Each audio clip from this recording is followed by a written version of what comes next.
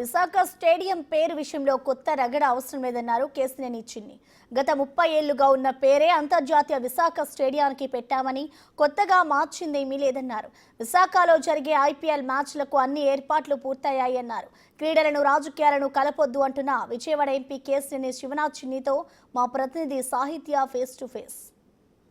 క్రీడాంధ్రప్రదేశ్గా తీర్చిదిద్దేందుకు అభివృద్ధి దిశగా ఆంధ్రప్రదేశ్ రాష్ట్ర ప్రభుత్వం ముందుకు అడుగులు వేస్తోంది. దీనికి సంబంధించి కూడా విజయవాడ ఎంపీ కేసినేని శివనాథ్ చిన్ని ఇప్పటికే వైజాగ్ స్టేడియంలో ఏదైతే జరుగుతుందో 24-30 తారీఖున ఐపీఎల్ మ్యాచ్లకు సంబంధించి కూడా ఏర్పాట్ల గురించి మనతో మాట్లాడడానికి శివనాథ్ చిన్ని గారు ఉన్నారు. సార్ నమస్తే. ఏంటి వైజాగ్ లో జరుగుతున్న 24-30 తారీఖున ఐపీఎల్ మ్యాచ్లకు సంబంధించి కూడా ఎలాంటి ఏర్పాట్లన్నీ బ్రహ్మాండంగా చేశాం. క్రీడాభిమానులే కాదు, ఆంధ్రప్రదేశ్లో ఉన్న యువత అంతా ఎప్పుడెప్పుడు క్రికెట్ మ్యాచ్లు ఆంధ్రప్రదేశ్లో వస్తాయని ఆసక్తితో ఎదురు చూస్తున్న సందర్భంగా 2 మ్యాచ్లు వైజాగ్లోకి రావటం, అందులో ఆంధ్రప్రదేశ్ అంతా ఆసక్తిగా చూస్తున్నారు. ముందుగా ఈ అవకాశం మాకు రావడానికి ముఖ్య కారణం మా గౌరవ యువ నేత నారా లోకేష్ గారు. ఆయన ఆధ్వర్యంలో మేము ముందుగా ఆంధ్ర క్రికెట్ అసోసియేషన్ తరఫున ఢిల్లీ క్యాపిటల్స్ వారిని మ్యాచ్ అడగగా వారు రిజెక్ట్ చేశారు. ఆ తర్వాత నారా లోకేష్ గారు ఎంటర్ అయినాక స్టేడియం బాగోలేదు, కండిషన్స్ బాగాలేదని అన్నారు. కాబట్టి వారు మాతో ఒకటే చెప్పారు, 2 నెలల లోపల స్టేడియం రెడీ చేయండి, వాళ్ళకి ఏ విధంగా కావాలో ఆ విధంగా రెడీ చేయండి అని చెప్తే 8 నెలల్లో ఏ పనిని ఛాలెంజ్గా తీసుకుని 2 నెలల్లో పూర్తి చేసి వాళ్ళకి అందించడం జరిగింది. కాబట్టి ఇవాళ ఢిల్లీ క్యాపిటల్ యాజమాన్యానికి, ముఖ్యంగా మా యువనాయకుడు నారా లోకేష్కి ఇవాళ క్రికెట్ అభిమానుల తరఫున, అంతేకాకుండా ఆంధ్ర క్రికెట్ అసోసియేషన్ తరఫున మేము ధన్యవాదాలు తెలుపు. త్రూఅవుట్ ఏపీ ఇంకా ఎన్ని స్టేడియంలు ఇలా ఏర్పాటు చేసే అవకాశం ఉంది? రానున్న రోజుల్లో క్రీడాభివృద్ధి ఎలా జరగబోతుందంటారు? మనం చూస్తే చంద్రబాబు నాయుడు గారు స్వర్ణాంధ్రప్రదేశే కాదు, క్రీడాంధ్రప్రదేశ్ కూడా చేయాలని కోరుకుతూ ఉన్నారు. అందులో ముఖ్యంగా అన్ని క్రీడలు ఇక్కడ బాగా అభివృద్ధి చెందాలి. దాంట్లో భాగంగా శాప్ ఆధ్వర్యంలో అన్ని చోట్ల వాళ్ళు స్టేడియంలు కట్టడం మొదలుపెట్టారు. ఆల్రెడీ విజయవాడ స్టేడియంని కూడా, ఇందిరాగాంధీ మున్సిపల్ స్టేడియంని కూడా ఇవాళ కేంద్ర నిధులకి రాశారు. అవి రాగానే ఇందిరాగాంధీ మున్సిపల్ స్టేడియం కూడా మొదలవుతుంది.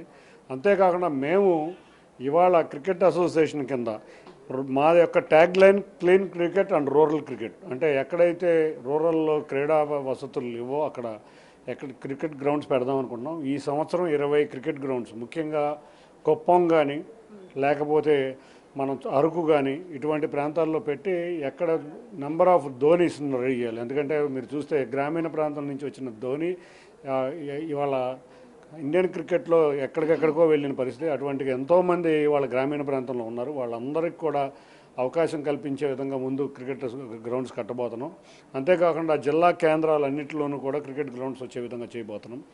వాటికి తోడు రాజధాని ప్రాంతంలో కూడా ఒక అంతర్జాతీయ స్టేడియం ఉండాలని నారా చంద్రబాబు నాయుడు గారి కోరిక, అది కూడా బ్రహ్మాండంగా ఉండాలని కోరిక. కాబట్టి రాబోయే రాజధాని ప్రాంతమైన అమరావతిలో క్రికెట్ స్టేడియం, అందులో మొన్న దుబాయ్ మ్యాచ్ సందర్భంగా గౌరవ నారా లోకేష్ గారు కూడా వచ్చి జైషా గారితో మాట్లాడారు, వారు కూడా అంగీకరించారు.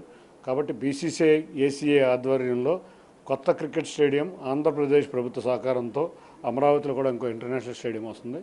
రాబోయే కాలం 5 సంవత్సరాల్లో ప్రతి నియోజకవర్గంలోనూ గ్రౌండ్ డెవలప్ చేయడమే మా ముఖ్య ఉద్దేశం. అన్ని చోట్ల క్రీడా వసతులు కల్పించడమే మా యొక్క ముఖ్య ఉద్దేశం. దీనికి సంబంధించి ఉన్న వర్క్ షాప్స్ కానీ లేకపోతే ఎవరినైతే క్రికెటర్స్ని కూడా సెలెక్ట్ చేసుకునే దాంట్లో రిక్రూట్మెంట్స్ ఏమైనా ఉంటాయండి? ముఖ్యంగా ఇప్పుడు క్రికెటర్లకి మనం ఇవ్వాల్సింది ట్రైనింగ్ ఇవ్వాలి. ఎందుకంటే ఎంతోమంది ఇంటర్నేషనల్ టెక్నిక్స్ నేర్పాలి. ఇటువంటి టెక్నిక్స్ నేర్పే విషయాల్లో 3 అకాడమీలు పెట్టబోతున్నాం. ఒకటి విజయనగరం, ఒకటి విజయవాడ, మూడవది కడపలో 3 అకాడమీలు పెట్టి అక్కడ ఉన్న క్రీడాకారులకి అక్కడే వసతి సౌకర్యాలు, విద్య కూడా అక్కడే ఇప్పించే విధంగా అకాడమీలో సౌకర్యాలు కల్పించబోతున్నాం. వాళ్ళందరికీ అక్కడ ట్రైనింగ్ ఇవ్వటమే కాకుండా రకరకాల పిచ్చుల మీద ఏ విధంగా ఆడాలి, టెక్నిక్గా ఆడాలి, వాళ్ళకి సపోర్ట్ స్టాఫ్, మెయిన్గా కోచ్లు, ఇంటర్నేషనల్ కోచ్లు పెట్టాలి. అటువంటి కోచ్లను పెట్టి రేపు రాబోయే సంవత్సరానికే ఐపీఎల్లో 10 మంది మినిమం ఆంధ్రా నుంచి వెళ్ళి ఆడే విధంగా ఈ అకాడమీలు తయారు చేయబోతున్నాం. వీటికి తోడు వాళ్ళకి ఇప్పుడు ఆల్రెడీ ఉన్న క్రికెటర్లకి ఆల్రెడీ ఇప్పుడు నితీష్ రెడ్డి ఉన్నారు. ఇటువంటి వాళ్ళందరికీ కూడా సరిపోయే విధంగా సపోర్ట్ స్టాఫ్ను కూడా మేము ఇవ్వబోతున్నాం. కాబట్టి ముందు మనం క్రికెట్ గురించి ఆలోచించేటప్పుడు అన్ని వసతులు ఇవ్వాలి, అంతేకాకుండా వాళ్ళకి సౌకర్యాలు ఇవ్వాలి, అంతేకాకుండా వాళ్ళకి సపోర్ట్ స్టాఫ్ ఉండాలి. కాబట్టి మేము గ్రౌండ్లు, అకాడమీలు, అంతేకాకుండా వాళ్ళకి సరిపడే సపోర్ట్ స్టాఫ్ కోచెస్ని అందరినీ పెట్టి మేము ముందుకు వెళ్ళబోతున్నాం.